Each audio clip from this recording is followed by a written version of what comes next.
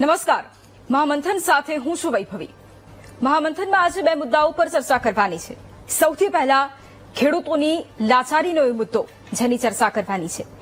બીજો મુદ્દો કે રાજ્યમાં હવે જે બોગસ ડોક્ટરોનો રાફડો ફાટ્યો છે અને એ બોગસ ડોક્ટરો, એ નકલી ડોક્ટરો કે જે લોકોના જીવ લેવા સુધી પણ આવી પહોંચ્યા છે, એમની પણ આજે વાત કરવાની છે। સૌથી પહેલા ખેડૂતોની લાચારીની વાત કરવી છે।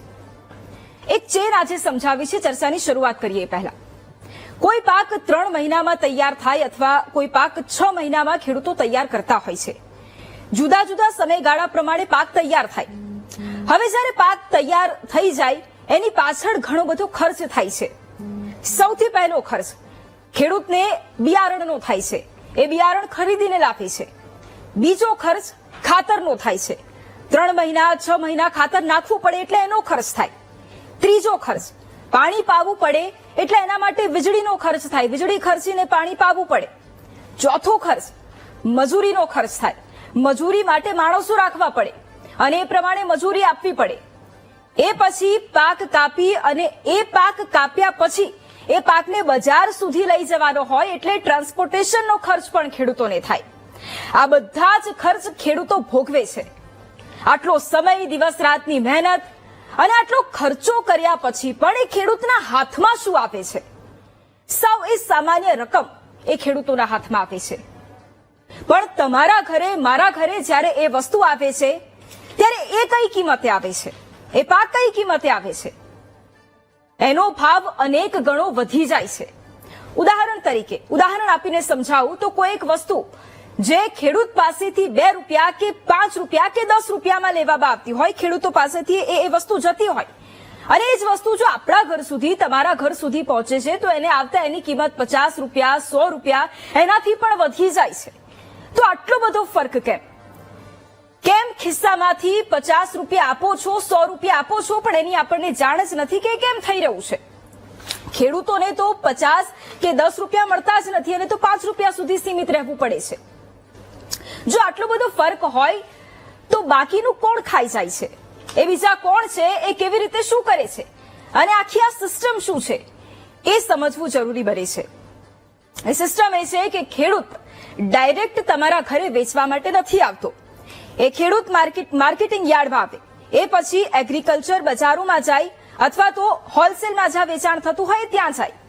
જ્યાં ક્વિન્ટલ કે ટનના ભાવે વેચાણ થતું હોય ખેડૂત ત્યાં જાય અને ખેડૂત પાસેથી ઓછા ભાવે એ માલ લેવામાં આવે।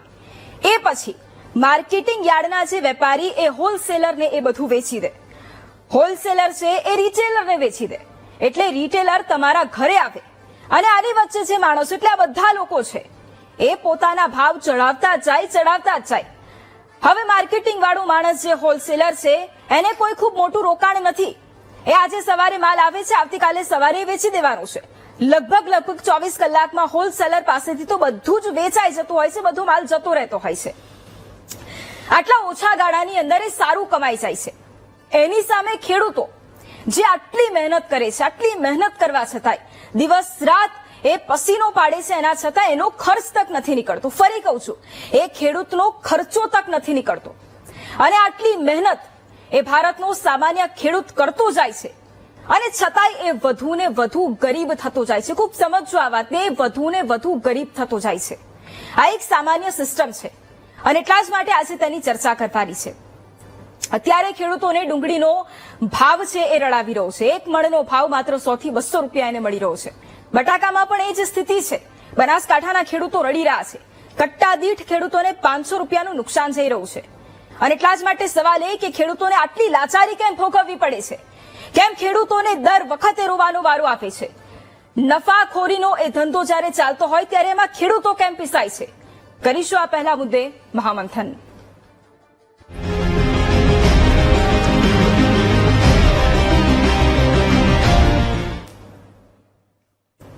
અને એટલા જ માટે આ મુદ્દે ચર્ચાની શરૂઆત કરવી છે. એ લાચારી મુદ્દે આજે ચર્ચા કરવી છે. કોણ સમજે છે ખેડૂતોની લાચારી એ મને નથી ખબર, પણ અમે સમજીએ છીએ.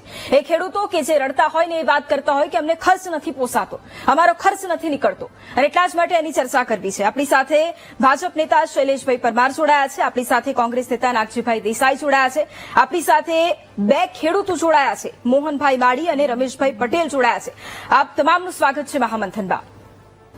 સૌથી પહેલા મોહનભાઈ, આમ તો મેં આખી ચેન સમજાવી છે, પરંતુ મારે અત્યારે આપની પાસેથી એ જાણવું છે કે જ્યાં બટાકાના ભાવ એ પોષણક્ષમ નથી મળી રહ્યા, ડુંગળીના ભાવ પોષણક્ષમ નથી મળી રહ્યા, અને ફરી એક વખત રોવાનો વારો આપે છે, અત્યારે શું સ્થિતિ છે એ આપની પાસેથી જાણવું છે.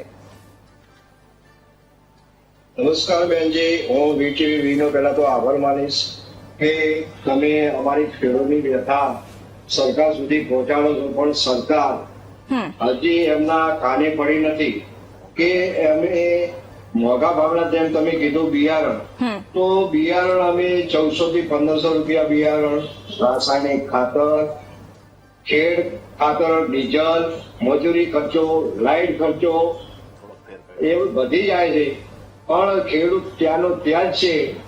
આ બહાર નતા મળતા એટલે અમે સ્ટોરની અંદર ગયા. સ્ટોરમાં મજૂરી ખર્ચો અત્યારે એમ જો 20 કિલ્લાએ એમ જ 100 રૂપિયા ચડી જાય, એટલે કિલોએ ગણીએ તો 5 રૂપિયા ચડી જાય છે સ્ટોર ખર્ચો. તો એ ખેડૂતને 50% કોલિસ્ટર વાળાને એમ જો ભરવા પડશે, 50% એમાં અમને 400 રૂપિયા મળે દાખલા તરીકે, પણ એમાં અમારે ખર્ચો બીજો બધો આવી ગયો તો ખેડૂતને 0 મળે છે. એમાં કોઈને કશું મળતું ખેડૂતને મળતું નથી. અને મોદી સાહેબ જયારે એમ કહેતા હતા, આપણે મુખ્યમંત્રી હતા ગુજરાત રાજ્યના, કે ખેડૂતની આવક અમે ડબલ કરીશું. બેનજી, ખેડૂતની આવક ડબલ તો નથી થઈ, પણ એના અડધાથી એમ જ ગરીબ તો ખેડૂતને હવે ભરણ પોષણ કઈ રીતે કરવું, એમાં સરકારે ઠોસ નીતિ નિયમ બનાવવા જોઈએ, તો આ ખેડૂત ઉપર આવશે. કેમ કે ભારત દેશની અંદર 70% ખેડૂત છે, અને ખેડૂત અધર નહીં આવે તો દેશની પરિસ્થિતિ ત્યાંની ત્યાં જ રહેશે. બિલકુલ. રમેશભાઈ, આપની પાસેથી પણ એ જ જાણવું છે, કારણ કે અત્યારે આપ પણ એ જ પરિસ્થિતિમાંથી પસાર થઈ રહ્યા છો કે જ્યાં દિવસ રાત મહેનત કરો અને છતાં એનું પરિણામ કંઈ જ ન મળે, શૂન્ય એનું પરિણામ મળે, કારણ કે તમારો ખર્ચ પણ ન નીકળે. ડુંગળીના ભાવ પણ એ જ પ્રમાણે રડાવી રહ્યા છે. શું સ્થિતિ છે આપની પાસેથી એ જાણવું છે, કેટલું આર્થિક નુકસાન આપને સહન કરવું પડ્યું? ખૂબ ખૂબ આભાર વીટીવી નો કે ખેડૂતોની વેદનાઓને વાચા આપવાનો પ્રયત્ન કરીએ છીએ. વર્ષોથી આ બધી વાતોની વચ્ચે સરકારી યોજનાઓ અને સરકારી સહાયના જે કંઈ થીગડા મારવામાં આવે છે, પણ એમ છતાંય ખેડૂતોની સ્થિતિમાં કંઈ સુધારો નથી થઈ શક્યો. કારણ કે એ હકીકતે પાશેરમાં પૂણી બરોબર હોય છે. વર્ષો પહેલા આ પ્રકારની સહાયની ખેડૂતોને જરૂર નહોતી, કારણ કે ખેતી માટેનો ખર્ચ અને જીવન નિર્વાહનો ખર્ચ છે એ નહિવત હતો, બહુ ઓછો હતો, એટલે એના પ્રમાણમાં ભાવ જે છે ને તે રડાવતા નહીં. એટલે આ સરકાર જે બણગા ફૂંકતી હોય ને કે અમે ટેકાના ભાવ વધાર્યા, અમે આટલી ખરીદી કરી, અમે આવ્યા પછી અમે આ કર્યું, પણ તમે આવ્યા પહેલા આ વસ્તુની ખેડૂતોને બહુ જરૂર નહોતી પડતી, કારણ કે જે ખર્ચ હતો તે અમે લેવલ થઈ જતો હતો ને વાંધો નહોતો આવતો. પણ હવે ડુંગળી જે છે તે ક્યારેક 5-10 વર્ષે એકાદી વખત 2 પાંદડા 2 પૈસા કમાતો હોય ખેડૂત, જયારે હાઇલાઇટ થતો હોય ભાવ કે ભાઈ 1000 રૂપિયાની મણ ગઈ ને 2000 ની 1500 ની મણ ગઈ ને રેકડીમાં 100 રૂપિયાની કિલો વેચાણી ને. પણ હવે ઈ જે ભાવ હોય છે ને એ ભાવ ક્યારે હોય, શા માટે હોય કે જે ખેડૂતને પોતાના ખેતરમાં 1000 મણ ડુંગળી પાકવાની હોય અને 400 રૂપિયા આવે તો એ રાજી થાય. પણ હવે જયારે 1000 મણ ડુંગળી પાકવાની હતી એ ડુંગળી એને 300 મણ પાકી અને 400 ની જગ્યાએ 900 રૂપિયા ભાવ આવ્યો, તો એ ખેડૂત ખોટમાં છે. અને જે ડુંગળી 300 મણ પાકવાની હતી એ 1000 મણ થઈ તો એ 900 ની જગ્યાએ 80 રૂપિયા ભાવ આવ્યો, તો એ ખેડૂત ખોટમાં છે. બજારની અંદર વાપરવા વાળાને મોંઘું પડતું હોય, વસ્તુની શોર્ટેજ હોય એટલે રેકડીમાં બજારમાં છૂટક વેપારમાં મોંઘું હોય, પણ એનો સરવાળે ખેડૂતોને લાભ નથી મળતો. જયારે ખેડૂતની ડુંગળી 400 ની મણ જતી હોય કે 900 ની મણ જતી હોય ને ત્યારે પણ એનો મતલબ એ છે કે ત્યારે ખેડૂતની ડુંગળી ખેતરમાં જોઈ એટલી પાકી નથી, બજારમાં ડિમાન્ડ જાજી છે, આમે પુરવઠો નથી, તો ભાવ વધ્યો. બરોબર છે. એટલે ડુંગળીની અંદર સરકારની જે નીતિ છે એ કોઈ, અને અમે તો દરેક પાકને માટે કહેતા જ હોય સરકારને કે ભાઈ જ્યારે આવી કોઈ પણ વસ્તુની અંદર આફત આવે, ભાવની આવે, કુદરતી આફત આવે, તો એના માટેની કંઈક ઠોસ નીતિ, કંઈક પરમેનન્ટ એની યોજના હોવી જોઈએ ને. એમ આમ થીગડા મારવાથી ખેડૂત પગભર ન થાય. દેશને સૌથી મોટી રોજગારી પૂરી પાડે છે, ગ્રામ્ય જીવનને ધબકતું રાખે છે, બધા જ ઉદ્યોગો માટે જેને રો મટીરિયલ જે છે તે ખેડૂત પૂરું પાડે છે. એ પછી ડુંગળી હોય, એ પછી કપાસ હોય, કે એ પછી કોઈ પણ વસ્તુ હોય. એમ તો એવે સમયે ખાલી 2 રૂપિયા કિલો એ દઈ દે એટલે એ 40 રૂપિયા મણે થયા. એમ હવે ત્યાં એને 300 રૂપિયા, અત્યારે 60 રૂપિયાની જગ્યાએ 500 રૂપિયાની અપેક્ષા હોય, ત્યાં 40 રૂપિયા દઈ દે. અને એકાદ ડુંગળીની અંદર 10-20 રૂપિયા કદાચ વાપરવા વાળાને મોંઘું પડે, તેનાથી કઈ બજેટ ખોરવાઈ જાય એ વાત એવી બધી નથી હોતી. એમ અને અમે ક્યાં કહીએ છીએ કે અમને ડુંગળી કાયમ 2000 ની મણ જવી જોઈએ, પણ કઈક એમાંથી ખર્ચ નીકળે ને, આત્મહત્યા ન કરવી પડે ને, ખેતી ન વેચવી પડે, એટલી હદ સુધી તો ભાવ મળવો જોઈએ ને. એમ કઈ ખેડૂતનો દીકરો ખેતીમાંથી બંગલા નથી બનાવી લેતો. જે કઈ ગાડી બંગલા દેખાય છે ને, જે કઈ તાસીરો છે ને, એ બધો જમીન ઓછી કરીને કર્યો છે. આજની આ મોંઘવારી કે મારા રાજકોટ સિટીમાં મકાન લેવું હોય તો 80 લાખ થી 1.25 કરોડનું મકાન આવે. એટલે ગામડે 100 વીઘા જમીન આવે તો 1.25 કરોડનું મકાન ન લઈ શકે, કારણ કે આમને બીજો ખર્ચો એવો હોય, ખેતીનો, જીવન નિર્વાહનો ખર્ચો એવો હોય. એટલે કાયમી માટે થઈને બધી વસ્તુમાં સમાજના લોકો જે કે વાપરે છે, સમાજના છેવાડાના માણસો જે યુઝ કરે છે, એને પણ મોંઘું ન પડે એના માટેની પણ યોજના હોય છે. ભાવાંતર યોજનાની અમે હજારો વખત માંગણી કરી છે કે ભાઈ અમે યાર્ડમાં વસ્તુ વેચવા જાય, સરકાર એમ કે ભાઈ ડુંગળીના 400 રૂપિયા ખેડૂતને દેવાના છે, તો બજારમાં અમે વેચવા ગયા અને 150 આવ્યા, તો બાકીના જે કે સરકારી પૂરા કરી દઈએ તો બજારમાં જે કે રસોડા સુધી પહોંચે છે એને મોંઘું ન પડે, ખેડૂતને પણ એમાંથી પોષણક્ષમ ભાવ મળી ગયો કહેવાય, અને આખું જળવાઈ રહે લેવલ. બિલકુલ, એટલે આપે જે વાત કરી છે બધાને ખબર જ છે. હા, આપની પાસે ફરી આવીશ અને એ જ ઉપરથી આપે જે વાત કરી છે. શૈલેષભાઈ, પ્રશ્ન આપને મારે કરવો છે એટલા માટે કારણ કે આપ પોતે ખેડૂત છો, પણ એ બંને ખેડૂતની વેદના તમે સાંભળી હશે અને હજુ પણ એ કહે છે કે એમને શું તકલીફ પડે છે. પ્રશ્ન મારો એ કે બધાને ફાયદો થાય, બધાને ફાયદો થાય, ખેડૂત કેમ લાચાર મરી જાય, ખેડૂતને કેમ આવી સમસ્યા આવીને ઉભી થઈ જાય, કેમ એને રાતા પાણીએ રોવાનો વારો આવે અને કેમ એને ઉત્પાદન ખર્ચની પણ ગેરંટી ન મળે? વૈભવીજી, ડુંગળી બાબતે વીટીવી ઉપર ઘણી વખત આપણે ચર્ચાઓ કરી છે. ચર્ચાઓના અંતે સરકારને પણ કંઈ કરવા જેવું હોય તો એ યોગ્ય સૂચનો પણ અપાય છે. અત્યારે જે પ્રકારે મહુવા, જસદણ, ગોંડલ, રાજકોટ આ બધી જ જગ્યાએ આપણી ડુંગળી થાય છે. બાકી તો મહારાષ્ટ્રની ડુંગળી હોય છે. આપણે જે ડિહાઇડ્રેશન કરનારી ડુંગળી જે છે એ મહુવામાં સફેદ કલરની ડુંગળીનો ભાવ હોય છે. પણ અત્યારે જે ડુંગળી છે જે ઘાવરિયું ઉત્પાદન છે એના કારણે ક્યાંક ને ક્યાંક હમણાં એક ખેડૂત મિત્ર ખૂબ રમેશભાઈ પટેલ વાત કરતા હતા કે ડિમાન્ડ અને સપ્લાય, બહુ સાચી વાત છે. માંગ અને પુરવઠો, જ્યારે માંગ વધે પુરવઠો ઘટે, માંગ વધે પુરવઠો વધે, માંગ ઘટે, એટલે ડિમાન્ડ અને સપ્લાયનો નિયમ જ્યાં લાગુ પડે છે ત્યાં આ પ્રકારની પરિસ્થિતિ થતી હોય છે. પણ એમાં પણ સંકલન કઈ રીતે રાખવું અને ડુંગળીના અથવા તો બટાકાના અથવા તો ખેડૂતની જણસના ભાવ કેમ તળિયે ન જાય એનું પણ ધ્યાન રાખવું પડે, અને ગૃહિણીઓનું જે રસોડું છે એ પણ ખોરવાઈ ન જાય એનું સંકલન પણ સરકારે કરવું જોઈએ. આપે વાત કરી કે ખેડૂતને ટ્રાન્સપોર્ટેશન જોઈએ, આ ખર્ચ થાય છે, આ ખર્ચ થાય છે, એટલે અમે પણ સમજીએ છીએ ખેડૂત જે છે એને બિયારણ, ખાતર, મજૂરી, ટ્રાન્સપોર્ટેશન અને એપીએમસી માં જઈ અને જે સેસ આપવાની થાય એ તમામ ખર્ચ જે ઇનપુટ જે છે એ આપ્યા પછી C2+15 પ્રમાણે આપણે જે એમએસપી આપતા હોય છે એ એમએસપી આપવાની પણ વાત આપણે કરી છે. પણ ખેડૂત માત્ર આટલી જ ચિંતા છે એટલું નહીં, તમે બીજી પણ વાત કરી કે ખેડૂતોને આટલી તકલીફ થાય છે.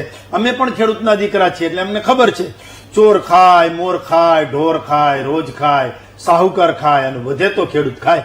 એટલે આ પરિસ્થિતિ પણ છે. પણ ખેડૂત જે ખેતર છે ને એ એક પ્રકારનો અમારા માટે તો શોરૂમ છે. ખેતર જેવો શોરૂમ એ કે બીજો વિશ્વમાં ક્યાંય છે જ નહીં. પણ અમારી કમનસીબી એટલી છે કે અમે મૂલ્યવર્ધક જે બનાવવાનું હોય એ નથી કરતા, અમે પોતે નથી કરતા. માનો કે ડુંગળી વાવી છે, સફેદ ડુંગળી વાવી છે, તો સફેદ ડુંગળી વાવી અને એ વેપારીને આપી દે. મૂલ્યવર્ધક કરવાનું, ડિહાઇડ્રેશન કરવાનું જે છે એ અમે નથી કરતા. એટલે આ પહેલેથી જ ચાલી આવતી પરિસ્થિતિ છે. ડુંગળીમાં આપણે ખબર છે હજુ જો ડુંગળી નિકાસ કરવાનું પણ અત્યારે ચાલુ છે અને ડુંગળીનો હમણાં થોડા ટાઈમ પહેલા નિકાસ પણ બંધ કરી હતી, કારણ કે ઘરના છોકરા ઘંટી ચાટે અને પાડોશીને આટો એમ તો ન ચાલે. અહીંયા જરૂર હોય જ્યારે ડુંગળીની. અને અત્યારે જે ડુંગળી આવે છે એમાં ખેડૂતોને વધારે નુકસાન થવાનું કારણ જે હોય તો એ બીજું કારણ વૈભવજી એ પણ છે કે મેડાની ડુંગળી અત્યારે આવે છે. હજુ ખરીફ પાકની ડુંગળી તો ઓક્ટોબર નવેમ્બર એ પૂરો થાય પછી આવતી હોય છે, પણ મેડાની ડુંગળી જે છે એ પેલા એનું વજન વધારે હોય છે, ધીરે ધીરે એનું વજન પણ ઘટે છે, એમાંથી ક્યાંક ખરાબી થાય છે, એટલે થોડીક ડુંગળી પણ ખરાબ થતી એ કાઢી નાખવી પડે છે, પછી એને વેચવાની હોય છે. એટલે પેલા જે વજન હોય એના કરતા અત્યારે વજન ઓછો થઈ જાય છે. આપણે એ પણ જોયું છે વીઘે 2,000 મણ ડુંગળી થયેલી છે અને અત્યારે 250 થી 300 રૂપિયા બજાર ભાવ છે. અને એમ છતાં પણ ડુંગળી MSP ના દાયરામાં છે નહીં. મિનિમમ સપોર્ટ પ્રાઇસ કે ટેકાના ભાવે ડુંગળીનું છે નહીં. ડુંગળી નીતિની વાતો આપણે ઘણી વખત કરી છે, પણ મારે એક જ વાત કરવી છે કે ભૂતકાળમાં પણ આ એ જ નરેન્દ્રભાઈ મોદીની સરકાર છે કે જ્યારે ડુંગળીના ભાવ સાવ ઘટી ગયા હતા, 30 ને 40 રૂપિયા થઈ ગયા હતા, ત્યારે હમણાં વાત કરી એ રીતે કિલોએ 2 રૂપિયા, કિલોએ 2 રૂપિયા ઇન્સેન્ટિવ નાફેડને લાવ્યા હતા. ઇતિહાસ હતો કે નાફેડ ક્યારે ડુંગળીની ખરીદી નહોતી કરતી, નાફેડે ખરીદ કરવાનું ચાલુ કર્યું એટલે તરત જ ઓપન બજારમાં ભાવ વધી ગયા હતા. એટલે સરકારની જે જવાબદારી છે એ નિભાવીએ. હા, ભૂતકાળની વાતો જે સારી કરી, પણ મારે તો વર્તમાનનો એ જવાબ જોઈતો હતો, કારણ કે વર્તમાનમાં જે પરિસ્થિતિ છે અને ખેડૂતો પોતાની વેદના, અને મેં એટલા જ માટે પૂછ્યું કે ઉત્પાદન ખર્ચનું શું, એ સૌથી મોટો સવાલ છે. મારે એ જવાબ જોઈતો હતો. ભૂતકાળની વાતો તો ઘણી બધી કરવાનો સમય કદાચ આગળ પણ આવશે, અત્યારે વર્તમાન પરિસ્થિતિની વાત કરવી છે. એટલા જ માટે નાગજીભાઈ, પ્રશ્ન આપને, ખેડૂતોની શું હાલત છે, ખેડૂતો કઈ પરિસ્થિતિમાં છે, અને એના માટે અત્યાર સુધી આપણે શું કર્યું, કેટલી વખત રજૂઆતો કરી? કારણ કે એવું નથી કે આ પહેલી વખત આપણે ચર્ચા કરતા હોય, એના પહેલા પણ અનેક વખત કરી છે. વૈભવબેન, તમારી વાત સાંભળી, મોહનભાઈની સાંભળી, રમેશભાઈની આપણી, છેલ્લે મારા મિત્ર શૈલેષભાઈ ભાજપના નેતાની વાત સાંભળી. તમારી ત્રણની વેદના અને માંગણી અને હાલની સમસ્યામાં નિવાડો સરકાર શું લાવી શકે અથવા તો ખેડૂતને કેમ ફાયદો થાય એ સરકારના પ્રતિનિધિ પાસે વાત નથી. નરેન્દ્રભાઈની જૂની વાતો વાણવી, હાલની સમસ્યાની ડુંગળી બટાકાની ડિબેટની કોઈ વાત નથી કે આનું શું આપણે કરી શકીએ. આજે કોંગ્રેસના કાર્યકર્તા તરીકે હું કહી શકું, જય જવાન જય કિસાનનો નારો જ્યારે દેશ આઝાદી વખતથી કોંગ્રેસે આપ્યો હતો એ આજે ખેડૂતો નથી ભૂલતા. હું ભાજપની કે રાજનીતિની ટીકા ટિપ્પણી કરવા નથી માંગતો, પણ જ્યારથી આ લોકોએ અર્ધ સહકારીમાં મેન્ડેટ ભાજપનો લાયા ત્યારથી અર્ધ સહકારી બેંકો હોય કે ખેડૂતોની એપીએમસી હોય, તમામ સંસ્થાઓ પર ભાજપના કાર્યકર્તા બેસાડ્યા અને એ લોકો જે કટકી કરતા થયા અને ખેડૂત દિન પ્રતિદિન ગરીબ બનતો ગયો. આજે આ બધાનું વૈભવીબેન પાપ ક્યાંય હોય ને તો કમલમમાં છે.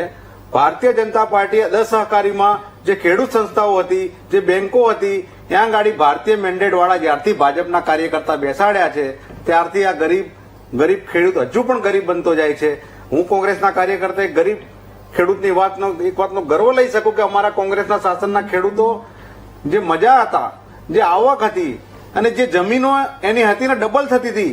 આજે જેમ રમેશભાઈ કીધું કે અમે જમીન વેચીને બંગલા બનાયા છે, એને બહુ દિલથી સારી વાત કરી, નિખાલસતા કહેવાય ખેડૂતની કે આટલું સ્વીકારીને એમ કહે છે કે અમે જમીન વેચીને બંગલા બનાવીએ છીએ. તો ભારતીય જનતા પાર્ટી એમ કહે છે કે જોયા અમારા ખેડૂતોના બંગલા. આજે રમેશભાઈ, આજે હું કહેતો કે કોંગ્રેસ વાળાએ કીધું, ખેડૂતની વાત બહુ જાણવા જેવી છે વૈભવીબેન કે કેટલી એની વેદના સાચી અને કેટલા સરળ માણસ કહેવાય કે આ નીચેની પાયાની વાત એને VTV સમક્ષ મૂકી. હું આપના માધ્યમથી ચોક્કસ એ કહું છું કે સરકારને જ્યાં જરૂર હોય ત્યાં અમારા કોંગ્રેસના અમિતભાઈ ચાવડા કે તુષારભાઈ ચૌધરી ખેડૂતોના માટે એગ્રી. અમે આંદોલનો રેલી ખેડૂતો માટે અવારનવાર કરીએ છીએ. VTV ઘણી વખત અમારું કવરેજ પણ બતાવે છે. પણ જ્યાં ગાડી વાળ ચીવડા કરતી હોય અને જે બેઠા છે ખુરશીઓમાં કમલમમાંથી મેન્ડેટ લઈને, એ તો એમની જ વાત સાંભળવાના ને, એ ખેડૂતની વેદના નહીં સાંભળે. કોર્પોરેટ સરકાર છે આને ખેડૂતોને સરકારને કઈ લેવા દેવા જ નથી. ઓકે મોહનભાઈ, એટલા જ માટે પ્રશ્ન આપને કરવો છે. ઘણી વખત એવું હોય કે તમે બટાકા થઈ જાય અને એના પછી જયારે એને કોલ્ડ સ્ટોરેજમાં મૂકવાની પણ વાત હોય, એ ખેડૂત પાસે કદાચ એને પણ એવું થાય કે હું ક્યાં સુધી એને કોલ્ડ સ્ટોરેજમાં મૂકી રાખું, કારણ કે એનો પણ એક ખર્ચો થતો હોય, એના માટે પણ તમારે ચૂકવણું કરવું પડતું હોય, એટલે એ પણ એક સમસ્યા આવીને ઉભી થઈ જતી હોય. ખર્ચા ખૂબ બધા છે અને એની સામે તમને મળવા પાત્ર જે રકમ મળવી જોઈએ ઘણીવાર ખૂબ ઓછી હોય છે, એટલી ઓછી કે મેં શરૂઆતમાં જ કહ્યું કે એમાં તમારો ખર્ચ પણ ન નીકળી શકે. ઘણા ખેડૂતો એવા છે કે જે એ પણ વાત કરતા હોય કે એમને આત્મહત્યા કરવાનું મન, ખૂબ ખરાબ બાબત છે કે ખેડૂત આવું કે એને આત્મહત્યા કરવાનું મન થાય, અને ખૂબ વિચારવા જેવી બાબત છે. પ્રશ્ન મારું આપને એ છે કે સામાન્ય રીતે જયારે એક ખેડૂત એ જયારે એ વિચારે છે કે ના હું કદાચ કંઈક પાક ઉભો કરું અને એના માટેની મહેનત કરું, ત્યારે મારે એ સૌથી પહેલા તો એ આપના તરફથી આપે જણાવો કે એમાં કેટલી મહેનત થતી હોય છે. સવારે ઉઠવું અને ત્યારબાદથી લઈને દિવસ રાત મહેનત કરવી એ વિચાર સાથેની શરૂઆત થાય, પરંતુ જ્યારે તમે ત્યાં માર્કેટ યાર્ડ પહોંચો અને નિરાશા સાથે બધું પૂરું થઈ જાય. બેન, મહેનત તો બહુ અમારી સખત છે. ખૂનનું પાણી થઈ જાય છે, પસીનો પાડીએ છીએ. રોમ જગતા તાપની અંદર બહાર મહેનતે અમે પાક તૈયાર કરીએ છીએ. અને કોંગ્રેસના મિત્ર જે કીધું કે ડુંગળીની અંદર 2 રૂપિયા સહાય આપી હતી કિલોએ, તો બેન ડુંગળી અને બટાકા અત્યારે તળિયે ભાવ એના ગગડી ગયા છે. તો સરકાર પાસે અમે હજી માગીએ ત્યારે આપશે, તો સરકાર કેનો વિચાર કરે છે? અત્યારે એને તમે જેમ કીધું કે 500 રૂપિયા કટ્ટાના ઉપજે છે અને 500 રૂપિયા નુકસાન જાય છે, પણ બેન 500 રૂપિયા નુકસાન નહીં, 700 રૂપિયા નુકસાન જાય છે. તો સરકારે કે તો પછી નિકાસ કરવી જોઈએ ડુંગળી અને બટાકાની, અને કે પછી એને ખેડૂતને સહાય આપે તો ખેડૂત પગભર થઈ શકે. ખેડૂત અત્યારે આશા રાખીને બેઠો છે, આજ વધે ભાવ, કાલ વધે, પણ ભાવ વધતો નથી. તો ખેડૂત કેટલા દિવસ હજી રાહ જોઈને બેસશે, કેમ કે હવે બીજી સિઝન બી આવી ગઈ છે. તો ખેડૂતોને સરકારે એનું વિચારણા કરી અને ડુંગળી અને બટાકાના ખેડૂતને રાહત આપવી જોઈએ. જે કિલ્લો એ આપે તે ભૂતકાળમાં આપેલી છે, તો એ હજી આપે તો ખેડૂત પગભર થઈ શકે ને આત્મહત્યા ના કરે. અમારી બનાસકાંઠા જિલ્લાની અંદર ને ડીસાની અંદર એક ખેડૂત ભાઈઓએ આત્મહત્યા કરી છે, એટલે અમારે આત્મહત્યા ના કરવી પડે. એ ખેડૂત ભાઈ મારી માંગણી અને લાગણી છે, એનું તાત્કાલિક કોઈ ઉપાય જાહેર કરી અને ખેડૂતને બચાવે. કેમ કે ખેડૂતને ખુલ્લા બજારમાં જયારે ખોદાણ થયું ત્યારે ભાવ મળતા નતા. સ્ટોરમાં ગયો, સ્ટોરમાં પોઝિશન દિવસે ને દિવસે એની છે, પડતી ને પડતી જ આવે છે. તો અમારે સરકાર પાસે સહાય કેટલા દિવસ મળવાની કે તો પછી તમે ટેકાના ભાવ જાહેર કરો, તો એ ટેકાના ભાવ એનાથી નીચા ના વેચાય તો અમને થોડી રાહત થાય. બિલકુલ રમેશભાઈ, જે રીતે મોહનભાઈએ અત્યારે વાત કરી એ પરિસ્થિતિ આખી જણાવી, આપની પાસેથી મારે એ જાણવું છે કે ખેડૂતોને પણ ફેરફારની અપેક્ષા દર વખતે હોય છે, અને મારે તો એ જાણવું છે કે શું એ ફેરફાર વિશે ક્યારેય ખેડૂતોનો મત લેવામાં આવે છે? ક્યારેય ખેડૂતોની સમસ્યા જાણવાનો પ્રયાસ થાય છે કે ના ખેડૂતો દર વખતે કઈ પરિસ્થિતિમાંથી પસાર થાય છે? માવઠું, કમોસમી વરસાદ વરસે, અતિવૃષ્ટિ આવે અથવા તો એના જે ભાવ હોય એ પણ ન મળે, આ બધી જ પરિસ્થિતિ કે જ્યાં ખેડૂત પસાર થાય છે, શું એની સમસ્યા સાંભળવામાં આવે છે અથવા તો એની પાસેથી કોઈ પણ એ જાણકારી મેળવવામાં આવે છે? સરકાર ધારે ને તો બધાને માટે થઈને સારું આયોજન, સારી યોજના અને યોજનાની અમલવારી કરી શકે. નિયતમાં ખોટ ન હોય તો. બહુ ભૂતકાળની વાત ન કરું ને તો અત્યારે નવી પેઢીને ખબર છે કે એક જાત કે ઘડીના 6 ભાગમાં સરકારે 2 ડિસિઝન લીધા હતા. એક લોકડાઉનનું ડિસિઝન કે આખા દેશના લોકોના પગ થંભી ગયા હતા, અને બીજું નોટબંધીનો નિયમ. બરોબર છે? નોટબંધી આખા દેશનું ચલણ છે એને એક જ ઝાટકે નાબૂદ કરી દીધું હતું. એટલે આવા હાર્ડ ડિસિઝન સરકાર લઈ શકતી હોય તો આમાં તો થોડોક સુધારો કરવાનો છે જે હાલે છે એમાં. પણ છતાંય આજથી 35 વર્ષ પહેલા અમે ભણતા ત્યારે એક પંક્તિ યાદ આવે, હું તમને આખી વાર્તા નહીં કહું, કે રસહીન થઈ ધરા ને કા દયાહીન થયો નૃપ. આમ જયારે એ ખેતરમાં ખેડૂતની બાઈ બોલે છે ને કે રસહીન થઈ ધરા અને કા દયાહીન થયો નૃપ, બાકી આવું બને જ નહીં, ત્યારે આજે એ વસ્તુ લાગુ પડી કે આ ધરતી રસહીન નથી થઈ, ખેડૂતોના ખમીર કે એની મહેનત નથી ગઈ. આ નૃપ, આ રાજા, આ નેતા, આ શાસક એ દયાહીન થયો છે. 70% પ્રજા ખેતી ઉપર નભે છે, એના માટેની કોઈ યોજના નહીં.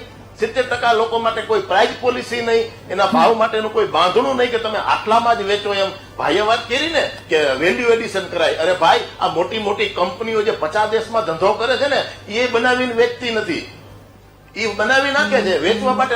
બીજા નથી કરતી કે ભાઈ તું આનું માર્કેટિંગ કર, હું બનાવીને તને દઈશ.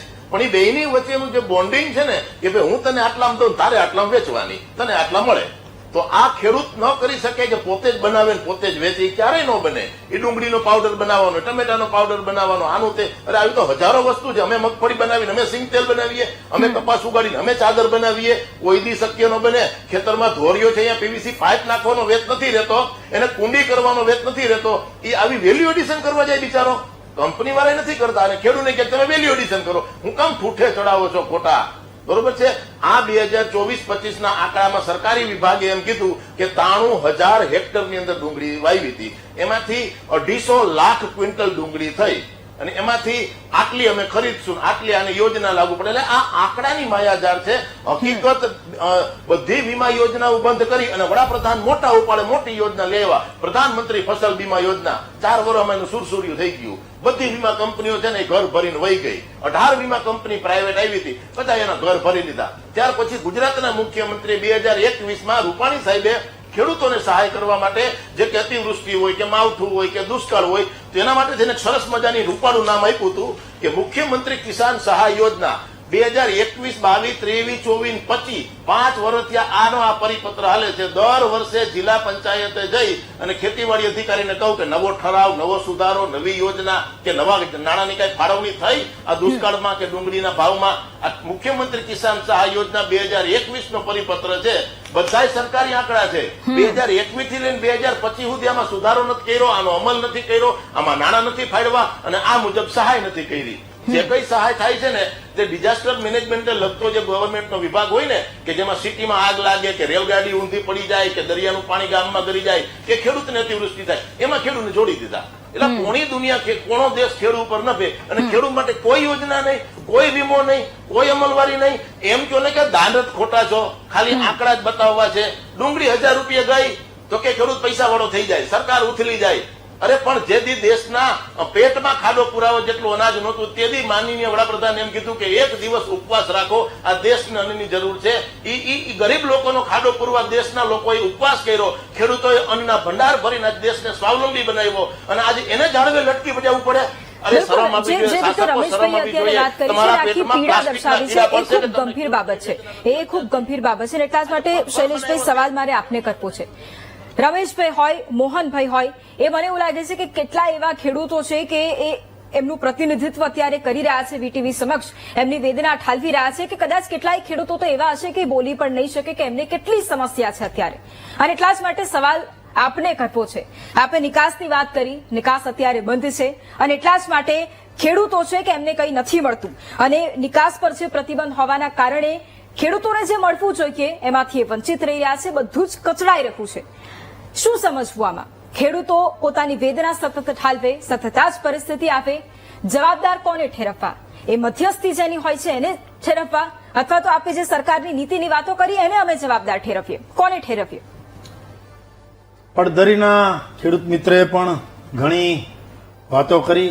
ખેડૂતોની વેદનાની સાથે છીએ અમે વૈભવીજી, અને આપ પણ જે કહો છો એનો પણ જવાબ આપવો છે. પણ આપણને ખબર છે ગયા વર્ષે 23-24માં જે ઘાવરિયું ઉત્પાદન ડુંગળીનું થયું હતું 12,225 હેક્ટરમાં વાવેતર થયું હતું. આ વર્ષે વધારાનું 12,000ની પ્લસ 9,888 હેક્ટર જે છે એ નવું વાવેતર થયું. એટલે એટલું વધુ સિંચાઈ જે છે, ડુંગળીનું વાવેતર જે છે એ વધુ, એટલે ઉત્પાદન પણ વધવાનું છે. ઉત્પાદન વધે નથી કે ડિમાન્ડ એન્ડ સપ્લાય, એટલે 40,000 જે મેટ્રિક ટન છે એ 40,000 મેટ્રિક ટન દેશની ડુંગળીની આપણી જરૂરિયાત છે. હવે આપણી જેટલી જરૂરિયાત હોય એટલી જરૂરિયાત તો આપણે રાખવું જ જોઈએ. મેં હમણાં કીધું ને, આપણે તો જેટલી જરૂર છે એટલું તો આપણે રાખવું જ જોઈએ, પછી કોઈને આપવાનું થાય. એટલે નિકાસ બંધ કરી છે કે નિકાસ ચાલુ જ. અત્યારે જે ઓક્ટોબર નવેમ્બરમાં જે છે અત્યારે ભાવો પણ સારા મળી રહ્યા છે પેલાની સરખામણીએ. એક અને મેં એમ પણ કહ્યું છે કે ડુંગળીના જે કારણે ગૃહિણીઓના આંખમાં પાણી ના આવે એ ધ્યાન રાખવાની જવાબદારી પણ સરકારની છે. બીજું, મેં શરૂઆતમાં એક વાત કરી કે ઘણીવાર આપણને 100 રૂપિયા મળતું હોય પણ એ 5 રૂપિયા એ ખેડૂત એ વેચીને આપે અને એને આંખમાંથી આંસુ હોય, એવી પણ પરિસ્થિતિ હોય છે. મેં વચેટિયાની વાત કરી હતી સૌથી પહેલા, તો એનો જવાબ પણ મને હજી એનો જવાબ હું આપું છું. એનો જવાબ કે જે પ્રકારે ખેડૂત છે, મેં હમણાં મૂલ્યવર્ધકની વાત કરી તો એમાં પણ કંઈક ને કંઈક નેગેટિવિટીની વાત કરી હતી. પણ ફાર્મ ટુ ફૂડની જે યોજના જે છે, ફાર્મ એટલે ડુંગળી અને ફૂડ એટલે જે બનાવવાનું છે, ફાર્મ ટુ ફૂડ એટલે ખેતરમાં જ તમે શેડ નાખી અને ડુંગળીમાંથી ચિપ્સ બનાવવાનું કામ કરો, ડુંગળીમાંથી બીજું મૂલ્યવર્ધક બનાવો તો વાંધો નહીં. એક બીજું, તમારી જે વાત છે કે 5 રૂપિયા કિલો ડુંગળી એપીએમસીમાં ગઈ માર્કેટિંગ યાર્ડમાં, ખુલ્લા બજારમાં, હવે એ વેપારી જે છે એને લઈ અને એ 45 ને 40 રૂપિયા કિલો વેચે છે, તો જો વચ્ચેનો જે 30 થી 35 રૂપિયાનો ગાળો છે એ વેપારીઓ ખાઈ ન જાય એટલા માટે વેપારી ઉપર પણ લગામ લગાવવાનું કામ આ સરકારે કર્યું છે. અને 330 કરોડનું જે પેકેજ છે, સહાય પેકેજ, એ પણ ગયા વર્ષે આપણે આપેલું જ છે. અને એમાંથી પણ માનો કે પર કેજી 2 રૂપિયાની જે સહાય છે એ પણ આપી છે. ને લાલ ડુંગળીમાં પણ અલગથી 20 કરોડનું પેકેજ પણ આપ્યું હતું. પણ વચ્ચેથી જે ખાઈ જવા વાળા જે લોકો છે ને, સંગ્રહ કરે છે, જે ડુંગળીનો સંગ્રહ આમ તો થઈ શકતો નથી, આ નોન પેરિસેબલ આઇટમ છે, એટલે ડુંગળીનો સંગ્રહ લાંબો સમય સુધી તો નહીં જ થઈ શકે. અને હજુ એવા કોઈ સંશોધન થયા પણ નથી કોલ્ડ સ્ટોરેજના, Okay. એટલા બધા કે લાંબો સંશોધન થાય એ દિશામાં સરકાર હજુ ચાલી રહી છે. પણ Okay, જે okay. પ્રકારે વચેટિયા ખાઈ જાય છે એવા વેપારીઓ ઉપર પણ કેટલી વખત સરકારે Okay. રેડ કરી અને ઠીક છે. જથ્થો જપ્ત કરી ઠીક અને છે. ખેડૂતોને કેમ ઠીક ફાયદો છે. થાય એ દિશામાં ચાલ્યા. ઠીક છે. રમેશભાઈ, કદાચ તમને દેખાતા હોય તો એમની આંખમાં તમને આંસુ પણ દેખાતા હશે. એ આંસુ પણ તમે કદાચ જોશો તો તમને ખ્યાલ આવશે કે કેટલી વેદનામાંથી પસાર એ થયા હશે. તમે એમ કહો કે એ ખેડૂત આમ કહી રહ્યા છે, એમાં પણ એ વાંધા વચકા કાઢશે, તો એમને તકલીફ થાય છે તો એ વાંધા વચકા કાઢશે. અને જો એ તમારી સામે આવીને નહીં કહે તો પછી એ કોને કહેશે? એનો જવાબ હું તો એમની પાસેથી જ લઈશ. રમેશભાઈ, એનો જવાબ તમે જ આપી દો. હવે સરકાર બદલતી રહેતી હોય, નેતાઓ આવતા હોય ને જાતા હોય, કોઈ વ્યક્તિનો, પાર્ટીનો કે કોઈ સત્તાધીશનો અમે દોષ નથી દેતા, અમે સિસ્ટમનો દોષ દઈએ છીએ.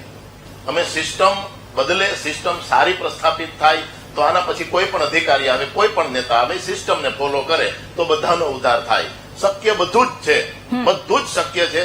એના માટેના સરસ મજાના પ્લાન અમુક જે કે દુનિયા આખીની અંદર ખેતીને લગતા જેને ભાવના, માર્કેટના સંશોધન કર્યા છે એ લોકોએ આપ્યા છે સરકારને, પણ સરકાર એની અમલવારી ન કરે તો શું થાય? એમ આજે દાખલા તરીકે હું તમને ગયા વર્ષની વાત કરું તો 1156 સરકારે મગફળી ખરીદી અને એ મગફળીનું જે કંઈ ટોટલ ખર્ચો 6 મહિના, 8 મહિના, 5 મહિના સુધી ચડાવ્યો અને છેલ્લે એને 1700 રૂપિયા, 1680 રૂપિયામાં સરકારને પડી અને એ પાછી 1100 રૂપિયા મિલવાળાને આપી. તો આ 600 રૂપિયા જે વચ્ચેના વધારાના સરકારને ખોટ ગઈ, પણ એ ખેડૂતને દઈ દીધા હોત તો ભલામણા એ ખેડૂતને 1800 રૂપિયા મળત, 1700 મળત ને.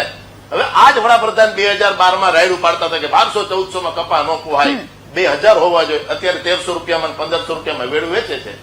જે બી ટેકાની ખરીદી થાય એની પ્રોસેસ, જે પિંજણ જે છે એની જે કઈ લાંબી લચક વિધિ છે, બધી યોજનાઓ છે, પણ યોજનાઓ માટેની જે કઈ આમ સહેલું અને સરળ હોય ને એવું કાંઈ નથી. સરકારી આંકડાઓ બતાવે છે કે ઓછામાં ઓછું 8% અને વધુમાં વધુ 12% માલ જ અમે ટેકાનો ખરીદી શકીએ છીએ. શૈલેષભાઈ પરમાર, સરકારી આંકડા કહું છું કે આટલા લાખ ટન ઉત્પાદન થયું હોય ને કે આટલા લાખ ટન થયું હોય, જે કઈ હોય ચાલો, એમાંથી ઓછામાં ઓછું 8% અને વધુમાં વધુ 12% અમે ખરીદી કરીએ છીએ. બિલકુલ, બાકીનો રમેશભાઈ. બજાર, ઓપન બજારમાં કપાવવા માટે ખેડૂતો હેરાન થાય છે ને. નાગજીભાઈ, એટલે આપને મૂળ આપની વસ્તુ પાસેથી ઈ હવે છે. મારે એ જવાબ જોઈએ છે કે એ વાસ્તવિકતા છે કે જ્યાં વચેટિયાઓ ખેડૂતોનું કામ ખરાબ ખૂબ કરી જાય છે. છેલ્લા 1 મિનિટમાં આપની પાસેથી મારે એ જ જવાબ લેવો છે કે આપની એક વિપક્ષ તરીકે અહીંયા આપ્યા છો, એ ખેડૂતના આંખમાં આંસુ છે એટલે આપે પણ એમની સાથે ઉભા રહેવું પડશે અને વિપક્ષને મજબૂતાઈથી સવાલ કરવો પડશે કે હવે શું ખેડૂતો માટે? રમેશભાઈના આંસુ છે એના પોતાના માટે નથી, ગુજરાતના, ભારતના ખેડૂતો માટે છે. હું તો વૈભવીબેન 1 મિનિટમાં તમે બોલવાનું કીધું છે તો એટલું જ કહીશ કે જો આ લોકોને થોડી પણ દયા ખેડૂતો માટે હોય તો એમના જે આ તાઇફા બંધ કરે, સમિયાણા બાંધવાના બંધ કરે અને એ જ પૈસા ખેડૂત જ્યાં તકલીફમાં હોય, મંડપના ને ડેકોરેશનમાં જે આલીશાન મંડપો બાંધીને ભારતીય જનતા પાર્ટી પબ્લિકના જે પૈસે કલેક્ટર અને કમિશનરને જે કામ સોંપે છે અને સમિયાણા બાંધે છે, એ પૈસા ખેડૂતના ઘરમાં જાય એવી કોંગ્રેસની ઈચ્છા છે. તમે લોકો નહીં કરો આ, તમે તમારી જાહેરાતો કરવામાંથી નવરા નથી પડતા નેતાઓની. આ સમિયાણા બાંધીને માઇક ને સભાઓનો ખર્ચો ખેડૂતના ઘરમાં વૈભવીબેન જાય તો આ ખેડૂતોના આંસુ બંધ થાય. હું એવું માનું છું કે આનું જડ ગોતવા જાવ ને તો માત્ર ને માત્ર આ લોકોના ભાષણો અને એના સમિયાણામાં ખર્ચો કરે છે. ખેડૂતની કોઈ વેદના સમજવાના નથી. રમેશભાઈના, મોહનભાઈના જે આંસુ છે એ લોકો શું સમજે? આ લોકો એ તો કોંગ્રેસ સમજીએ કે કોંગ્રેસ શું હા, એ તો કોંગ્રેસ હત્યા કરી હતી, ગોળીએ દીધા હતા. પ્લીઝ, ગોળીએ દીધા હતા એ કોંગ્રેસે. શૈલેષભાઈ, હું તમારી વચ્ચે નથી બોલ્યો. અમારી સ્પષ્ટ નીતિ છે કોંગ્રેસની, અમિતભાઈ ચાવડાની, તુષારભાઈ ચૌધરીની, જ્યારથી કાર્યાલયમાં બેઠા હોય ત્યારથી ઓકે. એક જ વાત છે કે ખેડૂતોની વાત, ખેડૂતોની વાત ને ખેડૂતોની વાત. ઠીક છે. ભારતીય જનતા પાર્ટી આમાંથી થોડો સબક લે, ઓકે થોડી દયા રાખે. શૈલેષભાઈ 30 સેકન્ડમાં હવે આપની પાસેથી એ જવાબ કે ખેડૂતોના આંસુ હવે જોઈ લીધા, હવે શું અમે અપેક્ષા રાખી શકીએ આપની પાસેથી, સરકાર પાસેથી? જો ખેડૂત બાપડો બિચારો ન રહે અને ખેડૂતને જે તકલીફ થતી હતી એની ખેડૂતોની એમએસપી રિવાઇઝ કરવાનું કામ કોંગ્રેસ વખતે ક્યારેય થયું નથી. આ તો ભલું થાય નરેન્દ્રભાઈ મોદીનું હવે કે શું કિસાન અપેક્ષા સન્માન રાખી નિધિ અને એમએસપી રિવાઇઝ કરી અને ખેડૂતોને મૂલ્યવર્ધક અને જે એક્સપોર્ટ કરતા કર્યા છે પોતાની જણસ, એ જ બતાવે છે કે ક્યાંક ને ક્યાંક ઓકે, આપણો જે ઠીક છે. ખેડૂત છે એની આવક છે ઓકે, એ બમણી થવા તરફ જઈ રહી છે. બિલકુલ, કોંગ્રેસને બિલકુલ, એ જે અપેક્ષા કેવું હોય રાખીએ. કે કોંગ્રેસ હું નથી વખતે કહેતો, ખેડૂત ઠીક છે, બાપડો ઠીક બિચારો છે. હતો ને હતો. ઓકે ઠીક છે, આપ તમામ અમારી સાથે આ ચર્ચામાં જોડાયા, તમામનો ધન્યવાદ.